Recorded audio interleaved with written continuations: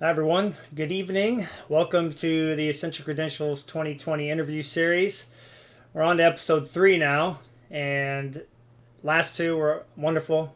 We definitely learned a lot about being able to focus on your collection, collect what you really enjoy, and being able to kind of come back to maybe where you started pre the craziness of 2020.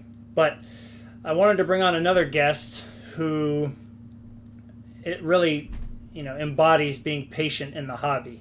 I think a lot of us got caught up in the frenziness of different cards being exciting and new, and we kind of swayed different ways during the pandemic. But our next guest, he's definitely one of the most patient people I know. Not a surprise because he's also a teacher, and he's going to teach us a little bit about what it's been like to collect one player throughout the entire year, and really excited to have him on. So without further ado, Rhys, nice to have you on, man. How's it going? Hey, it's going good. How are you? Doing really good, doing really good. Glad we were able to make this work out. We've been able to kind of stay in touch a little bit over this year, and again, I've been so impressed that you've been able to stay focused on one player, especially because your player has garnered quite a large following over the last few months, and we'll talk a little bit about that as well. But how would you summarize this year in collecting as opposed to the rest of them since you got back into the hobby? Um, I just think since that pandemic, I just one word, crazy.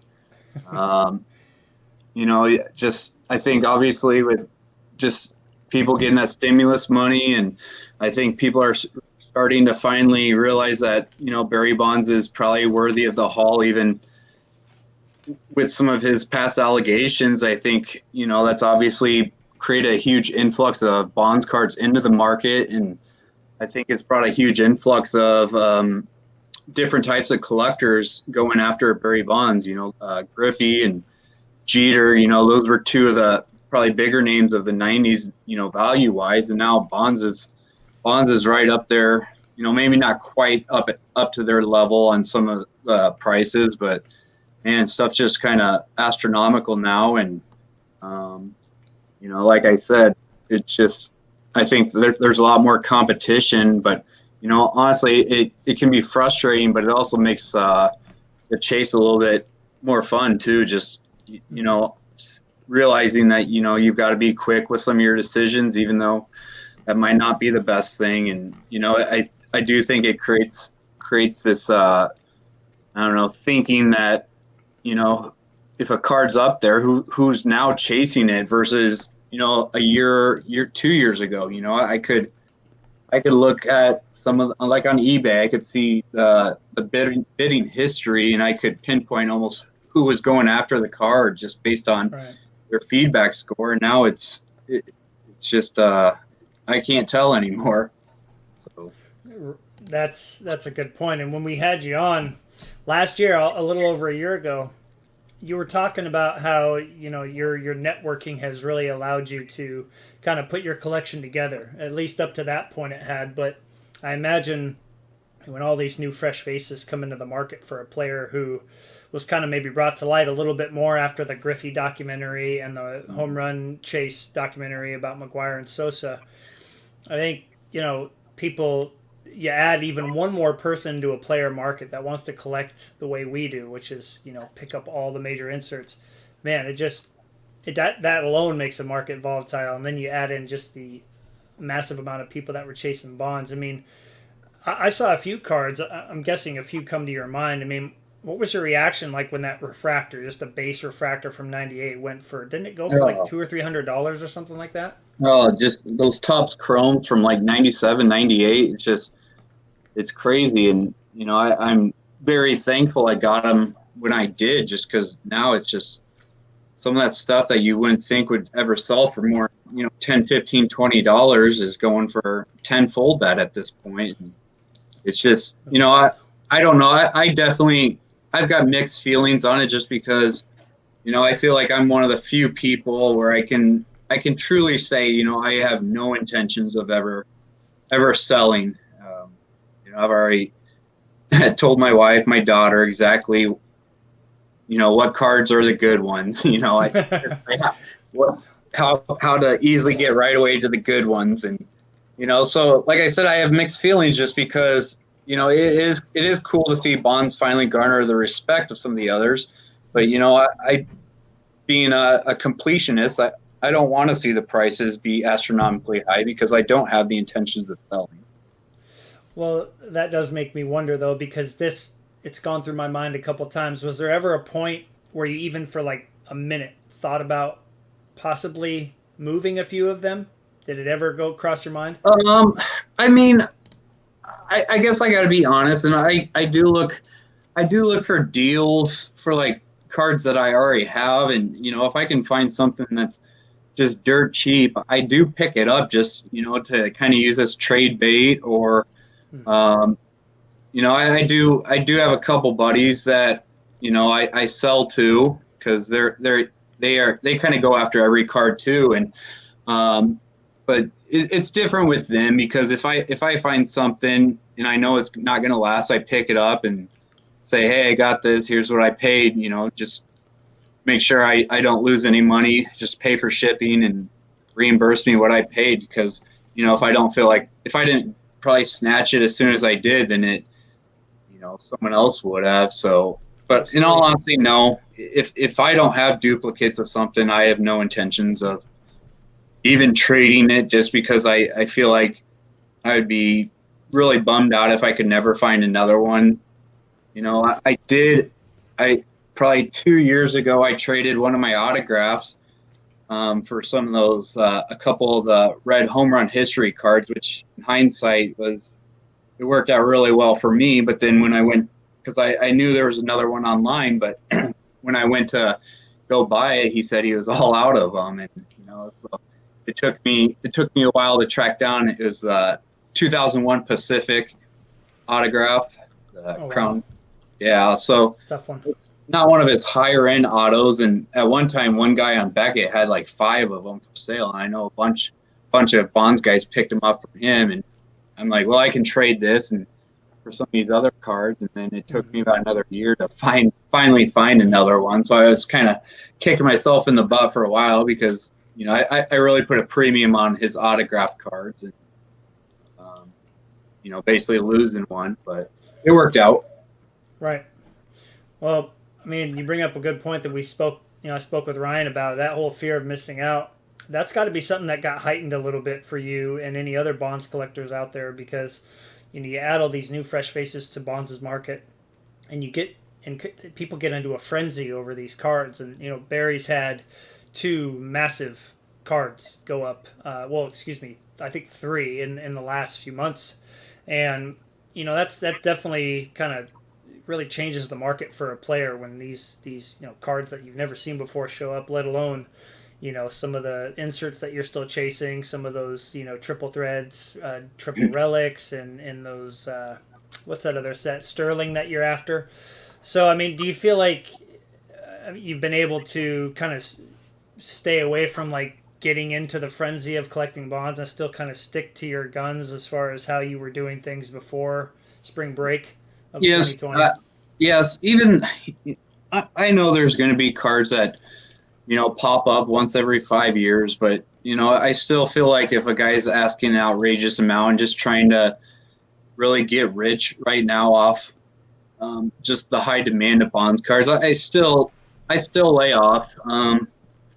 I don't know. I feel like a card's gonna pop up sooner or later. Even if it's something serial numbered to 10, someone's gonna buy it, and I don't know, maybe not think it was as cool as they initially planned it to be, and then they put it back up. It's just the problem is right now is the cards are really high priced, and obviously people don't want to lose money, but I have been the recipient of a guy that he bought like probably 5 or 6 really, really nice Bonds cards, like the 98 Leaf Longevity, and he only held on to them for about 2 months, and then he put them back up on eBay, and he wasn't even really trying to make money. I contacted him and said, I'm really interested in a few of these. Is there maybe something we can maybe do like a package deal? And we got to chatting, and he goes, you just seem like a guy that's actually going to really appreciate these. I got caught up he admitted to getting caught up in the moment, trying to make some money off them, and he overspent. But then I ended up getting them for what I would consider a fair deal. I would not have purchased them though if at the price he was asking on eBay. But I think just maybe forming some sort of connection with some of these eBay sellers. But then on the other hand, there's other guys that they're 100% about the money, and just a card comes to mind. I picked up I think it was a 2002 Upper Deck Reserve that had like Bonds, Ichiro, Griffey, and Edmonds on it, a piece of their relics. And it's numbered out of 50, and this guy was asking way too much. And, I just said, hey, I'll give you $10 more than the past sale. I feel like that's fair for both of us. And he basically, in fewer or less words, said, well, I guess you should have bought that one because I'm not selling it for that price at all. And then, just kind of going back to one of the main topics of this conversation, patience. Well, another one popped up for a lot less than what I even wanted to spend for that guy, and I snatched it up right away. And I guess me being a little competitive or whatever you want to say, I sent him a message on eBay and said, hey, thanks for never selling me that card. I just got it for this price. And I think there's a couple of good points that you bring up there. I mean, I do want to advocate for building a connection with eBay sellers. You'll run into most of them who are quite friendly, and if you reach out and explain, who you're collecting, why you collect that player, I'm sure, you and I have kind of spoken about this before. It goes a long way, and a good friend of mine who I'll have on here in a couple weeks, Tyler, who's been on the podcast a few times, he is kind of hesitant to do that. And I don't know about you, but I can probably count on both hands the cards that I wouldn't have if I hadn't have reached out to the seller. And, I just want to give a word of advice to everybody, just like Rhys said. Don't be afraid to not just message, instead of being like, how much do you want for this? What's the cheapest I can get this for? Explain your collecting story. Explain how long you've looked for the card and how much you enjoy having it. And yeah, I mean, I've definitely had plenty of people reach out and say, I can tell that you're really going to love this card, so here's what we'll do. So yeah, first of all, thanks for bringing that up. That's huge. But as far as the patience goes, I mean, what's been really cool for me to see from you, Rhys, is you and I will talk and you'll be like, man, I really want this card. What'd you pay for yours? And I say, well, I paid around this, but that was a year ago. So you got to kind of throw all that out the window because 2020 prices are its own animal. I mean, no matter who you're collecting. But you do a pretty good job of being like, look, this is what I want to pay for this card. Are you basing that off of, like you said, past sales? Are you in a 2020 mindset still, or are you still pretty firm? Like, no. This bond spike is going to start bringing back down. Yeah. This is where I'm at. Like, how do you kind of determine where you're going to, where you're going to? Yeah, I mean, I feel like I factor in a few different things. I do try to, I use PWCC to look at their past sales. And, if I know there are some people out there that know that there's a huge spike right now and they say, well, that's from 2018. I don't share a screenshot of just the price. I do show the dates and everything. And I factor that into a little bit. And I guess, obviously, if something's really low serial numbered and, obviously me being very close with like Ben and Nate and like Kevin, I know what they've got in their collection. So if I see something that's serial numbered, 25, and I know Nate's got one, Ben's already got one, there's 8% of the cards right there, so, and I know they're very similar collectors to me, that they can't ever, get rid of something that they don't have a duplicate either, because, who knows if it'll ever pop up again. So I factor in serial number a little bit. And just, overall, it's just, it comes down to how much do I really think when I have this card in hand, am I going to enjoy it? Mm-hmm. I don't want to like bash anyone's purchases, but sometimes I think people get a little too caught up in what other people think's really, really cool. Right. And, and that's that's definitely a strategy. If I post this in the 90s group on Facebook or whatever, how many people are just going to be salivating over this card where, I don't personally look at it like that. I look at it, is this just something that when I have it in hand, am I going to be really happy with it? Am I going to, once I file it away in one of my boxes, am I going to pull it back out in 3 weeks because I just want to get another look at it? And there are some cards I would sell for $1,000 where I'm just like, yeah, they're cool. I'd love to have them, but there's still other cards that I would enjoy more. So, I think that's probably the biggest factor. And I before a lot of the bigger purchases, I do consult like Ben and Nate and just hey guys, if you had an opportunity to buy this card at this time, what would you pay? Because someone like Nate or Ben, they've been picking up Bond stuff, 90s stuff when it came out, and for years now. And I'm a little bit newer to the game, and so they do have a lot of what I'm chasing, and so I can use their past experience a little bit too. Yeah, definitely. No, you brought up how important networking is, with collecting. I mean, all of the people that I talk with have really helped me out. And you're talking about, Nate, who's been in the hobby a lot longer than most of us, who stayed with it through the 90s. And Ben, who also has just a massive Bonds collection. So he's seen all the highs and lows and where everything should kind of be. And getting the advice from those people must just be really, really nice for you, when you're trying to kind of gauge what what is a fair price, and also how much you're going to enjoy it, because if you've never seen it in person, how can you know, right? Yeah. So here up on my screen, so I've got my Google Photos. Mm-hmm. So this card, this 97 Instant Winner, which is just ridiculously hard to find, and then this gold medallion Thunderclap. Mm-hmm. So there was a guy who contacted me probably 2 years ago. I put a message out on like Blowout or Freedom or something, just searching for rare Bonds cards, and he messaged me back. He's like, hey, I've got these two for sale.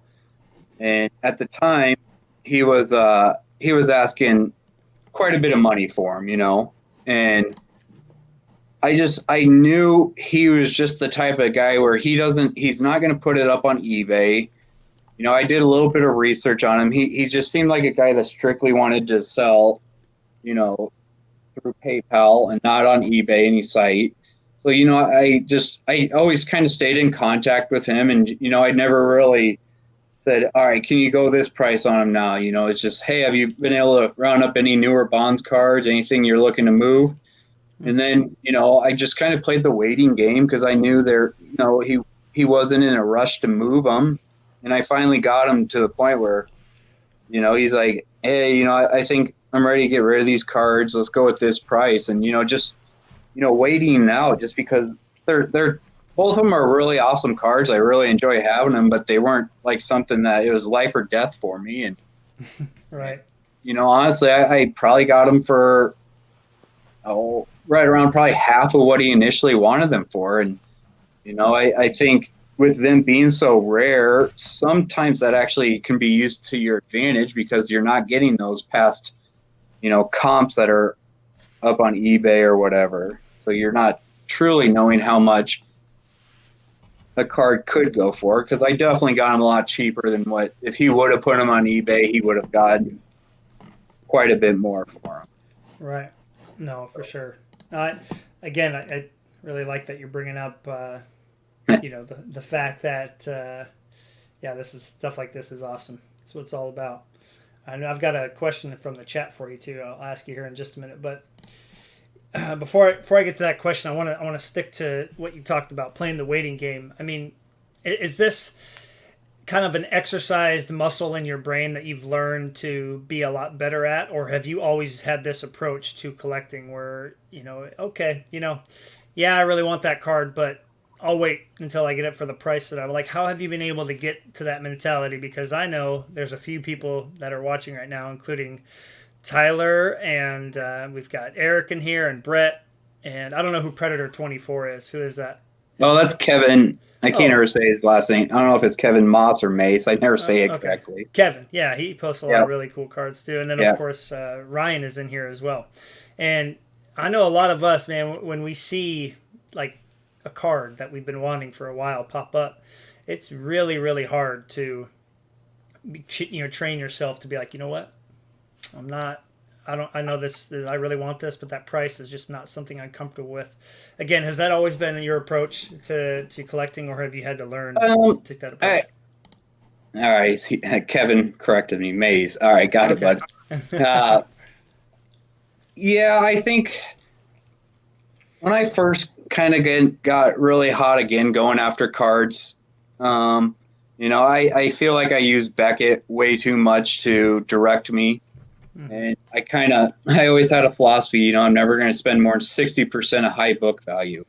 And that philosophy really helped me, get a huge chunk of my collection.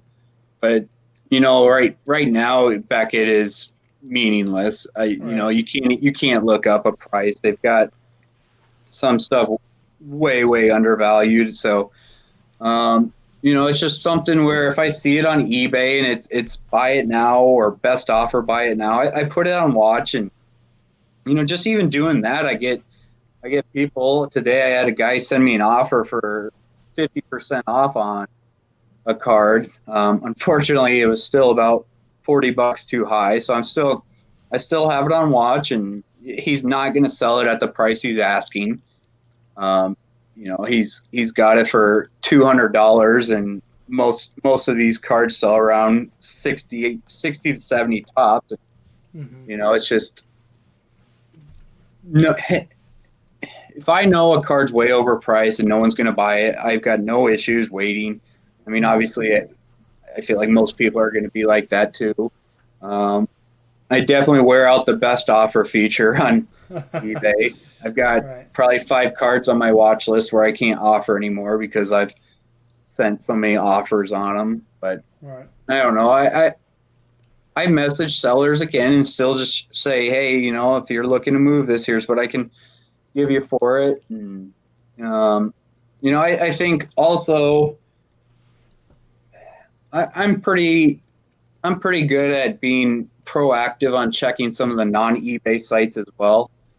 I think a lot of people that are probably similar to me with what their collection is, they're not going to find a lot of stuff like on sports lots, but, I still check sports lots. And last week I found a really nice card on sport lots that if this guy would have had it on eBay, he would have gotten more than double from what I bought it for. And, so just, using sport lots and still looking on Beckett and some of those other weird sites, I've gotten some really, really awesome cards using those sites that they are tough to kind of wade through, I guess, too. If you go on, like, I don't want to give away too many of my secrets, but don't tell them anymore, man, because I know some of those that you told me. But, it's you can definitely tell, though, that there are some new sellers out there. They're not listing stuff properly, if you go one site I use, I type in Barry Bonds and, like 2020 top stuff comes up. He's not in anything in 2020 tops. And it's just frustrating because people are tagging Barry Bonds just so that, they get more their traffic on looking at their cards and stuff. So, I can definitely see where people are like, I don't even want to waste my time with this site. I'm never going to find anything. And, honestly, I probably only gotten 4 cards off this site, but these 4 cards are huge cards that would have been way pricier on eBay. So, I think, people are like, well, I don't have time for that. Well, as I always say, make time. If I'm on the elliptical working out or something, I'll just pull up my phone for a second and just quickly go through these sites. And, I'm already just kind of trying to kill two birds with one stone. So, and then like something I haven't had success with really is that Baywatch app for eBay. Yeah, I haven't heard of it. You get a message you can type in, but it's more of a nuisance than it has helped me. So I'm about ready to give up on that because I put in like berry bonds and /100 trying to filter to just like stuff serial number out of 100, but it gives me results or anything with like card number 100 too. Right. So. No, you brought up a lot of good points there, Rhys. You've got to utilize all your resources to fill out that collection. And kind of before I dive into just how much of a collection that you've amassed, I want to ask what Ryan asked here to kind of go off of your patience topic, and I'll put it up on the screen for everybody to see. He says, are you concerned with some of the cards you need going for way too much now and maybe not showing up due to people holding them for remorse, or will they take a loss down the road and sell? So, the really big ones that you haven't, added to your collection, how do you feel about that? Oh, yeah, it definitely worries me because, I think if people are, spending 5 times what it would have gone for a year or two ago, they're not going to want to take that huge loss. And so, yes, I'll be honest, and that's definitely always in the back of my mind. And I guess it's just something where, I've grown to live with that to a point. I use like Ben's mentality. Him and I, we're both right around, like 6,200 unique bonds cards. I don't know who technically has more. He doesn't count some of the same ones I do, and so we always kind of argue back and forth a little bit on what actually constitutes as a unique card. But right. Ben always says anything now is just the cherry on the top of a really nice collection, and I definitely agree with him.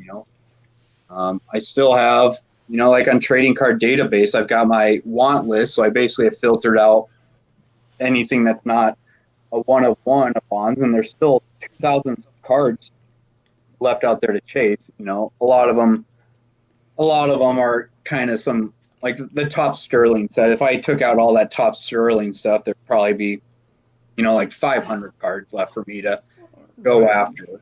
And I'm not I'm not trying to bash anyone here with this comment, but like the new Leaf stuff that has like game used from Barry Bonds where the picture is just the back of a jersey that says 25. It doesn't, I have no interest in something like that. So I don't have that on my want list, even though it's on Trading Card Database. So a lot of that unlicensed stuff, especially from Leaf, I've grown a little bit more to like some of the Panini stuff from like 14, 15, and 16.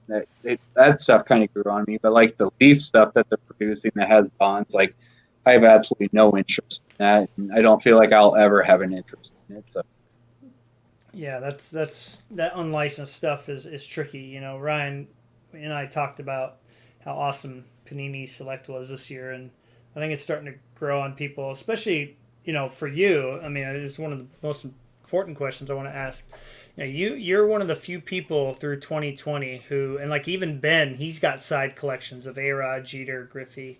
Me, I got my hockey stuff going on strong right now. I've had the Ankiel collection and Glass now, and Brent, who was on here, he kind of was all over with Kyle Lewis and Nelson Cruz, and now he's back on vintage. But how have you been able to stay collecting one player only for so long, especially this year, when things, I think collectors, we all got in this little frenzy of, we got extra money, we've got extra time, we learn more about players, so we want to go collect somebody new. How have you been able to stay collecting bonds this whole time? I think there's different ways of, I still have not lost interest in it, and just, I still feel like I can kind of live through other people with just seeing some of the cards that they pick up. But, honestly, I think it goes back to like how competitive I was growing up and everything. And like, I just have no interest in picking up anyone from another team or, anything like that, just because, if it wasn't Barry Bonds or the Giants, I absolutely hated them. There's like one exception. That was like the Twins, Kirby Puckett, because that was my dad's team. Mm-hmm. But like, I don't know. I think I live a little bit vicariously through some of these other people. Like, I don't know. The other night I was talking with Ben and Nate, and they were showing some of the vintage cards from the 70s and 60s that they've been picking up because Ben got one of those new light boxes, so he's been taking more pictures of some of this stuff. And Right. I just, it's like I don't have to own it to appreciate it, and I think that's a big thing right there. That's huge. Yep. I think people, if they can't touch it, they don't have it in hand, and and I guess another reason is not to get like too personal, but I spent quite a bit of money this summer for materials to build a huge deck on the back of my house and a huge pool for the kids, and so if I'm not having a lot of money go out to cards, and I can pay off that materials and that pool a lot faster. So well, that deck turned out awesome. I do want to mention that too. But yeah, that was pretty cool to see. Just all the work and you did the majority of that work. But I love it. I love what you said there. You said you don't have to own it to appreciate it. I think that phrase right there, again, to kind of go to what Ryan was talking about in our interview that we had on Wednesday. He talks so much about have the cards in your collection that you love to look at. Just like you said too. Am I going to pull that out and want to look at it again? If it's not in there, then somebody else probably will want it more than you, who will have that mentality to that card, and that's such a big piece of advice for a lot of us, Rhys, but the competitiveness too, like when you're collecting a player that you like a lot, who you have a strong connection with, you want to, you don't want to miss out on certain cards. And, that's how it was for A-Rod for a while. But I like also what you said, you and Ben, like the cherry on the sundae, anything you get at this point on. I think when your collection gets to a certain point, you have to approach it that way. You can't set these expectations that you're just going to keep getting sweet card after sweet card, and they don't just fall into your lap anymore, especially now, because people are so much more informed than they've ever been. I still think there are deals to be made. I think back to one big situation for me here. I can pull up these cards too. Mm-hmm. So here's a story that goes with these, if I can find them. Okay. So starting right here. So I'm sitting there. This would have been right before we got shut down for COVID at my school I teach at. I'm sitting there teaching, and all of a sudden I see on my phone Facebook Messenger from Ben, and all he writes, "You're gonna love me." And as soon as he wrote that, I go, all right, I got to hurry up and finish up this lesson because something's coming. So he sent me a link to a guy selling some cards on Facebook, and all he had listed basically was he had the Fleer Tradition 63, and he had it for just a steal, so I couldn't finish up my lesson fast enough and get on Facebook and say, sold. But then what came with that is, some of these, this Zena's Z Gold, and then I picked up this Canvas Kramer's Choice. I picked up this was actually one of the favorite ones because I've been hunting that one forever, and that's it's such a toughie. Jersey numbered, the Date with Destiny, and I ended up getting all this International Refractor. I ended up getting all these from this guy for just a steal of a price, and I know that stuff like that's going to happen once in a while, and I would rather get cards where I can go back and be able to, hey, thanks, Ben. I can't believe you led me to some of these cards, and I feel like I've got actually a connection, it's not just, I got it off eBay from some random guy where, it's, I can say thank you, a year later. So picking up cards like that's a lot more meaningful to me. Absolutely. Well, especially because your friend, one of your buddies and fellow bonds collectors, kind of helped you out with that. Yeah. You're, and But Ryan brought it up last interview. Our collections wouldn't be nearly what they are without our friends and the connections that we made in the hobby. So I don't think anybody should take those for granted at all. And especially the friendships you make out of it. I think those are better than the cards. But that, maybe somebody might disagree with me on that, but I think we're in agreement on that. I think that's where the real fun is really had. But before we hop into some of the rapid fire stuff, you brought up some really good points, especially. I'm kind of stuck on the you don't have to have it in your hands to appreciate it. I mean, there's, especially with how people take photos now, man. The cards look incredible. But that being said, where is your, like, right now? How do you feel about where your collection's at? You mentioned how many did you say you had? Over 6,000 unique. Like, how do you feel about where it's at today? Yeah, you're cutting out just a little bit. Can you hear me all right? Yeah, go ahead. Can you hear me? Mm-hmm. Uh-oh. Technical difficulties. So we'll try to get Rhys back here in just a minute.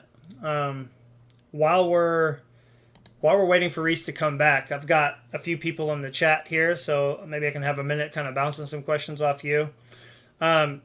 This is a really, really interesting thing here, Kevin, is, that right there is super, super important and so nice in the hobby to have the ability to have connections and have people looking for cards for you and vice versa.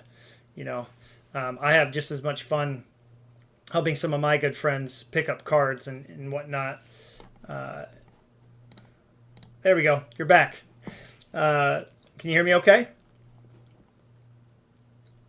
Can you hear me, Rhys? Hello. Mic check. Hey, can you hear me, Matt? Yes. Can you hear me? Mm-hmm. All right. Yeah, I don't know what's going on. No one's on my Wi-Fi at home, so it's just me. I told everyone to stay off. Well, I was just talking about with Kevin. I was talking. So about, you were saying, how do I feel about my? Go ahead. There's a delay, so I'll wait. Go ahead. All right. So you were talking about, how like I feel like my collection, like what my goals are, and I still want to finish up some sets that Bonds has quite a few cards in. So like the '06 Topps co-signers, the 2004 Leaf exhibits. I'm still missing quite a few cards from those sets. Some of them are really, really tough to find, but I really like chasing after stuff like that. I'm getting close. I'm about 90 autographed cards, so I really want to hit that 100 mark. Those are really, really tough to even touch anymore. Like yesterday, I got outbid by $5 on a 2001 Topps Heritage. And I knew it was going to be really tough. It had 62 watchers on it. I put a really what I thought was a really high snipe and still got outbid by $5. So, just keep kind of chipping away at some of those. Even, some of those. I feel like I'm in a lot better spot this year than I was last year. Like some of those '90s cards. I had more of a focus on, like the top Sterling and stuff like that, where I would put more money toward those. So I feel like I got quite a few of those '90s cards over this past year. So I really feel good about, some of those cards that I kind of put on the back burner a little bit up until a year or two ago. So, right. Yeah, I guess I don't have like a really specific goal. I want to get X number of cards, I think that's tough to do, because then you're going to start putting yourself in that position where you might be overspending a little bit. And I don't know. I guess, going back to everything we've kind of been talking about, if I know I spent too much on a card, it actually kind of takes a little bit of the enjoyment out of it for me. Like, yeah, it's an awesome card, but I had to spend this much money on it. I don't know. I was always kind of raised to stretch a dollar, I guess. So You got to pinch a penny until it screams, man. Mm-hmm. So, is the delay gone? Are we good? Yeah, I think everything's good now. Perfect.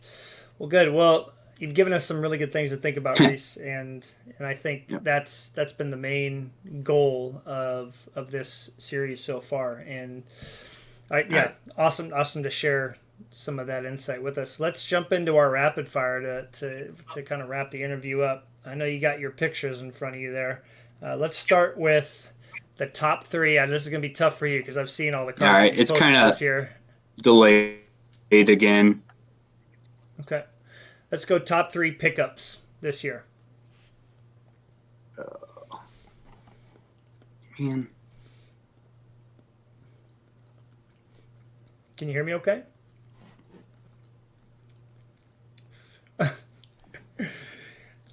We're both teachers, everybody watching, so we're going to be able to do this just fine. We're used to this.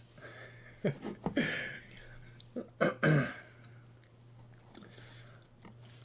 right. So we'll try to get Rhys back in here. Yeah, thanks. Appreciate that, Ryan. Appreciate it. And I love that Kevin said this too, man. The connections are awesome. That's what it's all about. That's what it's all about, for sure. So for anybody that did it, Rhys, let's see if we're good here. Can you hear me okay? Yeah, I don't know what's going on. That's okay. So do you want to hear start me? with the... Yes. Mm-hmm. Want to start with the top three pickups this year? Can you even come down to that? I don't know if you could do a top three with all those crazy bonds you picked up. Let's start with that. So start with what? Top three cards of 2020. All right. Yeah, I think so.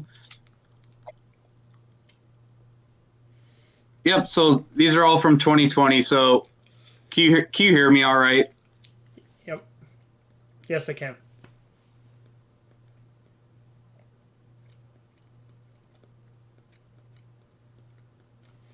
Are you okay? So this is 2005. Actually 2006. Sorry, the 05's the blue one. Topps autograph. I think these are short printed to like 25 or 35. So I got this one. There was one up on eBay that guy wanted like $800 for, and like no chance. And another guy put one up who the picture was terrible, but it was graded and everything. And he only had a feedback of 4, and he's selling it for like 140. And another guy wanted 800. So I'm like, yeah, I got to pick that one up. I've been wanting that one forever. So that was probably one of my favorite ones. Especially I found it while I was going out for a walk when it was 20 degrees outside because I had to get my daily exercise in. This one is from 2005. This is the Topps Pack Wars autograph. So this is, I think, part of the reason why this is top 3 for me this year is this was actually not probably this same exact card, but that was the first and about hopefully last time I really got scammed out of a lot of money. I bought it or tried to buy it about 3 years ago off a guy, and that's where I was kind of getting new into all of it or back into it. And I paid friends and family, which obviously everyone's probably saying why, but yeah, I got scammed on, and then I was finally able to pick another one up. So that was, like I said, I like to have a good story behind some of these cards. And then here's another, probably the happiest one, or the best one in my opinion. And actually, Nate just put a post in the Bonds group, like, what's your favorite pickup of 2020? And this is the card that I posted a picture of. But again, I think not just because the top Sterling is probably my favorite set, but, just how unique that card is, being a booklet. It's those nice pieces in it. And I think just going how I got it on, just one of those websites that's not eBay, and just really trying to work with a guy and buying multiple cards. And I was able to get it for a really fair price. I mean, I can't classify it as a steal, but definitely up there. That's awesome. I remember when you told me about that booklet. That was pretty sweet, man. Good. I'm glad the audio is all linked up now. I was on like a 15-second delay there. That was fun. But hey, we're used to it as teachers, right? We're used to it as teachers right now. So what's like the most common thing? I want everybody to hear this. Rhys, I know he's going to know exactly where I'm going. The most common 3 words that I hear every day as a teacher. Ready? The little digital hand goes up. Yes, Joe. How can I help you? It's not working. Does that sound familiar? Yeah. Gosh. My big one is I when I'm teaching like the fun algebra stuff to these 9th graders, and I'm writing on my screen, I'm projecting my screen to them, they still haven't figured out that I can't see the chat. So if you need something, just please, you can interrupt me. I'm more than happy to answer any question. Don't type into the chat. I can't see it. Right. They're not learning. There's plenty of things we could talk about, but let's not go down that rabbit hole for now. All right, I have a prediction of what this is going to be, because I remember you were at maybe this isn't going to be the card you show, but you were at a card show. Yeah, and you're like, dude, you're not going to believe what I just found. What was your biggest steal of 2020? All right. You gave me a nice little segue to that, but I guess just to give a few more details, in Iowa, there's a few card shows every now and then. But obviously, when you go to a card show in Iowa, they're not going to have tons of Barry Bonds stuff, just because, we're in the Midwest. This isn't, California, where there were a lot more collectors and these sellers. But I was looking through a box, and it said 50% off everything in the box. And I was rummaging through, and this one came up. This 97 Bowman Chrome International Refractor. The funny thing is, I saw it and it said $12 on it, 50% off. So I'm like, yeah, I'm not even going to pull up my my Beckett list. I'm buying this no matter what. And then when I left the show, I took a picture of it and sent it to like Ben and Nate and said, "Oh, not bad for $6." And then of course Ben's like, "Oh my gosh, you got a steal and a half." And then when I got home, I'm like, I don't even have that card. I don't know why. I was for sure I had it. Just because there's like 3 different ones right, with that flag pattern that I do have.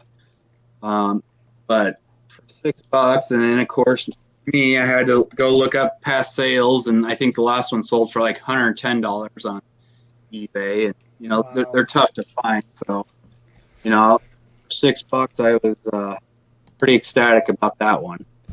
Well, you said it. There's still deals to be had. You got to go through the old through the boxes at the shows, man. You never know. I mean, there were like 10 dealers, and I go up to everyone. I go, "What do you have for bonds?" And usually they look at me and, "What are you talking about? Why would I have bonds?" Right. And the guy actually, usually it's, "Oh, you can go look in that box," but this guy goes, "Well, I've got the 90s guys kind of sorted out in this box over here," so it was really easy. And just third card I looked at was that card, and I had my daughter with me because she's getting into cards, and good. She goes, "Can I have that one?" And I go, "I don't know, we'll see." But I end up having to buy her Anthony Davis card. She's a big Lakers fan with me, and good. she got a Anthony Davis card. Awesome. Well, I mean, I will say as a Miami Heat fan, I've been a Dwayne Wade fan, and now Miami Heat and Duncan Robinson. That's my guy.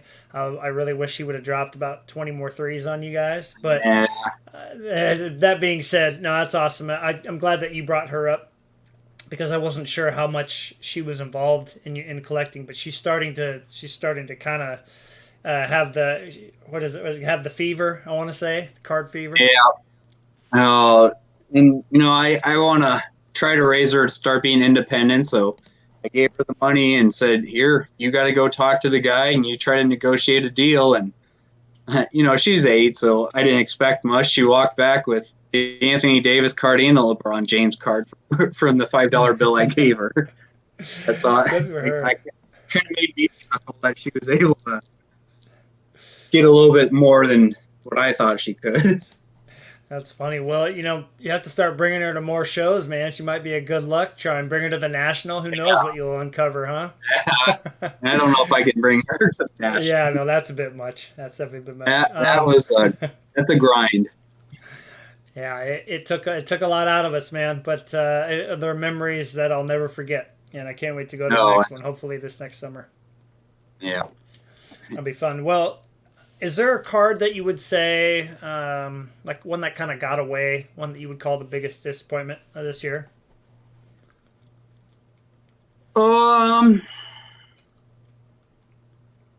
Yeah, there was a guy that must have bought in some huge collection. He was selling a bunch off, and there was a gold Holodome, and I really, really wanted one for a long time, and I put in a huge snipe, and someone else put in a little bit bigger snipe than me because they really wanted the card too, and that's one that I don't know. I just think I really want it because of how unique it is, and just this refractor finish to everything, but. No, it looks like Nate's on. Yeah, I was hoping he would drop by. No, those cards are one of the most unique cards that Topps ever made, and I've always said the backs look better than the front on those cards. That's why guys like. Here, them so much. I gotta bring up something. I gotta bring up something, just to keep. Let's see here. So I went on YouTube and typed in Barry Bonds cards, and there's a video Nate had up from about 5 years ago, right? Mm-hmm. And can you see my screen now? I don't see it yet. Try sharing it again and get it up here for people to see. All right, hold on. Yeah, I think when I got disconnected. All right, so this video is from 5 years ago, and Nate in the video showed this card off. Right? Mm-hmm. Can you see it? Yep.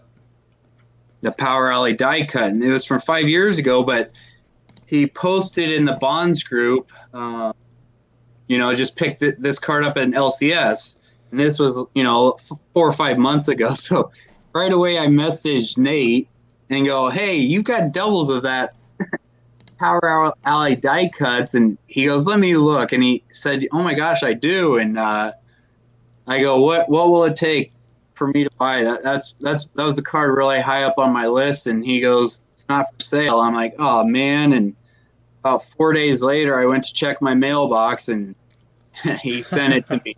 And I just, that's what this whole card collecting business should be about, is just stuff like that. Not that I should expect anything for free from someone, but just I went from, oh my gosh, I would have loved to have that card. Oh my gosh, Nate, I can't believe you were kind enough to send that to me. And so, would you say? I mean, I think you kind of answered my next question. I mean, is that one of your more sentimental cards that you own just because of the story that's behind it? Oh, definitely, yeah.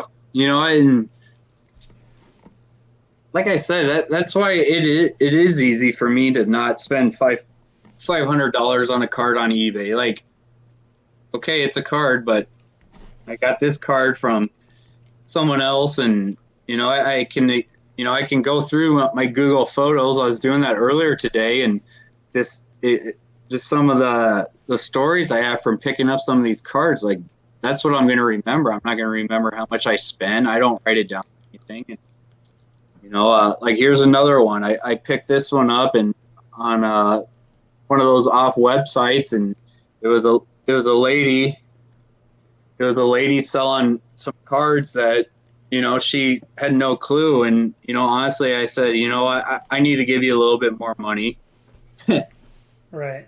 than what you're asking for, because I almost, she had it listed way too low. That's out of 25. You're not going to see that one pop up hardly ever. And, Yep. so I said, hey, I'll give you a little bit extra money because that card's worth it to me. And she couldn't believe it, but I think that's just the right approach to collecting too. Is that we're in this. There's other people. There's lots of other people we're dealing with out there, man. And I think trying to keep things positive in the hobby is just like this right here. Kevin said that you kind of helped him find something. I think everybody should take that mentality into the hobby if that's what makes them happy. There's a lot of different ways to collect. But I think when you look at personal satisfaction and what makes you feel good about the hobby, that's a big part of it is helping each other out. So no, and I saw in that chat, like Kevin was saying, we were even talking this morning about some cards, and I think just us helping each other out just makes it so much more fun than just going at it alone. And for sure, I think we do a really good job of not stepping on each other's toes. And there's a card that's ending tonight. Nate said, I really want this card, and I said, well, I put a snipe on it for X amount of money, and I go, if you wanted to go more than that, I'll gladly pull my snipe, and maybe you'll get it for cheaper. But he goes, no, that's more than I'd be willing to pay for it. And so I just think we try to look out for each other, and I think that's, we've said this how many times tonight, but I think that's why I enjoy collecting cards, because I don't have anyone around me that appreciates them. None of my work friends or anything. My stepson's kind of getting into it a little bit more. Like I said, my daughter's getting into it a little bit more. But I don't have people I can come over and say, hey, let's look at some of my cards. Right. So I've got to have these strong relationships, friendships and stuff with people from Facebook groups and stuff like that to actually have more enjoyment, or else I don't know if I'd really be doing it as much. I'm with you there, man. I think a lot of us can say that. I think a lot of us can say, without the people that I've interacted with, this wouldn't be nearly as much fun. So it's a great point you bring up. A couple more here. Right? I mean, you kind of touched on what the most exciting part of the hobby is. Obviously, we're talking about connections. You've talked about most sentimental card in your collection. If you could change, and this is going to be interesting coming from a bonds collector, so I kind of think I know where you're going to go, but if you could change one thing about the current state of the hobby itself, what would that thing be? I mean, I don't want to get too much into like specific details, but I do get a little peeved with people trying to make some money, make a quick buck off some of these cards, especially when I know they're just flat out flipping them. They have no appreciation for the actual card. They're just seeing a dollar amount. I kind of ruffled some feathers a little bit on one of the Facebook groups, and it wasn't my sole intention. I just wanted to kind of bring light that maybe just let the people that actually appreciate the cards get them before you see them before them and just want to make flip it right away and double the price. You see cars that get up. If a car gets bought on eBay from vintage snowmobile or Samantha Saints or someone, you just cringe because you're going to see it a week and a half later for 3 times the markup of an already decently high priced card. And I just think there are so many people I know that just truly appreciate some of these cards that it just it irritates me to see people just trying to flip them, and but I can't badmouth it because they might use that money to buy stuff for their own PCs, but being on the back end of everything, it's frustrating a little bit. Yep, I agree with that to an extent for sure. I think to kind of keep it positive, I think something that's come from 2020 is we've seen a lot of people coming into this and coming into the hobby, not necessarily to make money, but to come and find people to enjoy the collections that they've had put away for so long. I think that's been one of the cool things to see from a lot of those, groups on Facebook is that. And you go on eBay now, and a year and a half ago, you type in Barry Bonds into eBay, you're gonna get 30,000 cards for sale or whatever. It might not be all cards, but if you were to go do it right now, there's probably 59, 60,000, so it's almost double. So people are trying to sell off cards, and it's frustrating that you have to kind of sift through some of these junk cards. You get a 90 Donruss, someone's got for $50. I've got literally 100 of them in a box behind me. That card's not 25 cents, but it's kind of fun though too, because a guy listed like a 94 Bowman, or actually it was a 94 Stadium Club, and I clicked on it, and when I looked at the back of it, it was actually the Superstar Sampler. So it's someone that had no idea, and I think you can find those needles in a haystack, I guess, too. So it's that double-edged sword. You've got a lot of junk to sift through, and because I don't type in specific cards very often into eBay. Right. It's usually just going under newly listed and scrolling until, oh yeah, I remember seeing that card. I think I do this. I did the same thing when I was really filling out the A-Rod collection at the beginning of this year. When the calendar turned to 2020, I was pretty adamant about that, and that's exactly what I did. So I'm with you. All right, second to last one for you, Rhys. If money wasn't an issue right now, obviously it's going to be a Bonds card, I would think. What Bonds card would you go if didn't matter what the amount was? What's the one Bonds card you'd probably buy? Oh man, only one. I don't. Man, it's like I don't know. I was talking to Alan the other day, and he goes like, "Do you have like a top 20 want list?" And honestly, I don't. I just have such an appreciation from everything from 1986 to even some of the 2017 Panini cards. So it's I definitely, one that I would really want, I guess there's I think it's 01 Donruss Elite, where it's got Bonds autograph on one side and Willie Mays on the other. Oh wow. I think that card, it's passing the torch. I think that card would be awesome just because it's his godfather signing it on one side and Bonds on the other. So I think cards like that I have more of an appreciation for, as opposed to maybe some of those 90s cards that are print run of 30 or whatever that never pop up. I don't know. Right. Well, that's good though, because I think we all have to kind of have a hierarchy of cards that we really want to just put our full gusto behind to try to get. So I'm with you on that for sure. So being a fellow teacher, I know that you're good at coming up with adjectives. So if you could come up with one word to summarize this interview for people, what do you think that word would be? It's not really one word, but two. Thought-provoking, I guess. I don't know.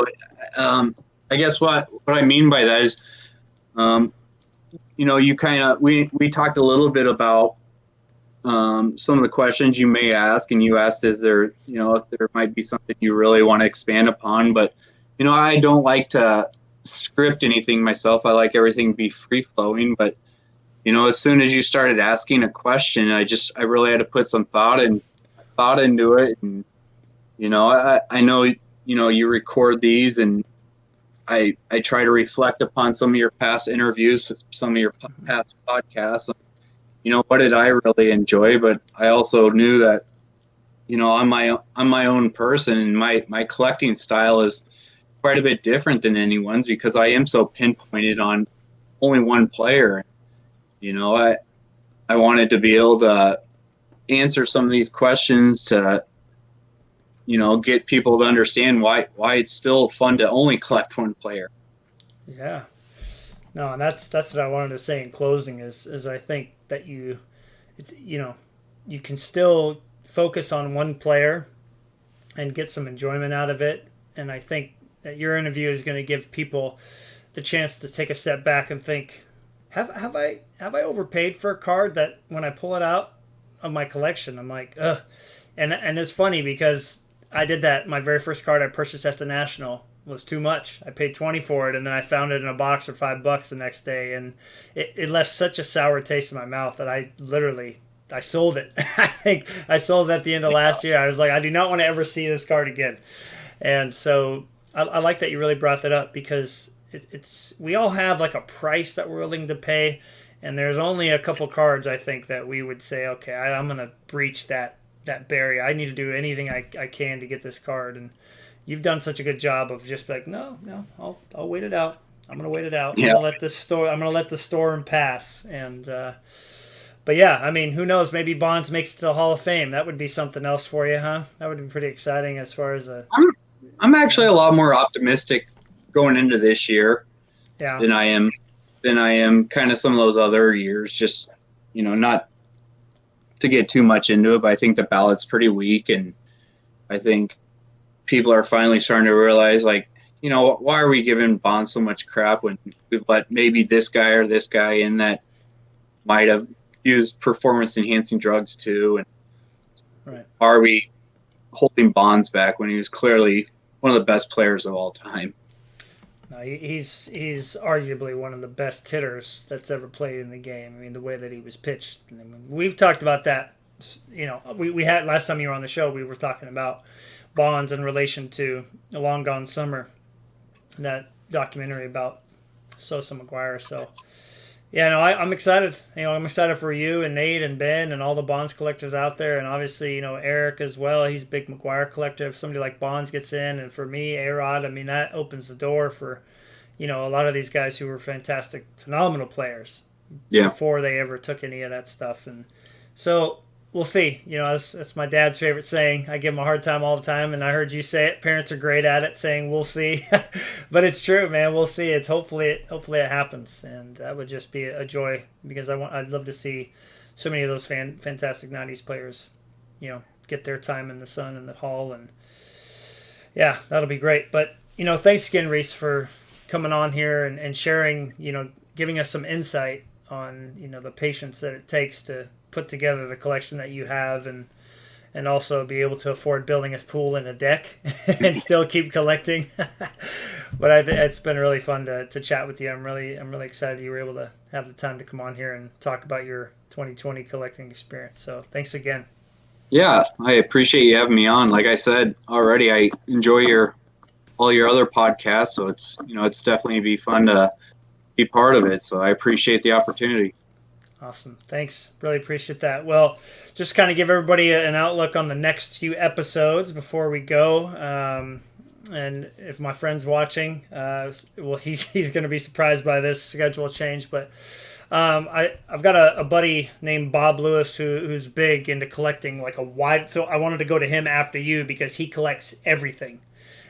So he's going to be on Wednesday, and after him is going to be somebody else who you know, who collects a lot of sports, all like a lot of different sports rather than just like one sport and everything. So we're going to kind of branch out further and further. So it's going to be a fun contrast to how you collect, Rhys, where you're collecting, you know, one player in one sport. So Bob Lewis is going to be on Wednesday, and then someone named Ryan will be on Sunday, and then after that we will have Tyler on the following Wednesday. So that's going to be really fun to have those three on because Tyler, he's been able to focus his collection down to one player, but he was, you know, more of a kind of guy that was collecting all over. So look forward to all three of those, and you know, thanks to Nate and Eric and Kevin, and the Card Closet. They were all in here. Brett was in here. Ryan was in here. So thank you all for stopping by. Henry as well. And hope you all have a great week. And 2020 is in our last month. Yeehaw. Thanks again, Rhys. Appreciate it. Thanks, Matt.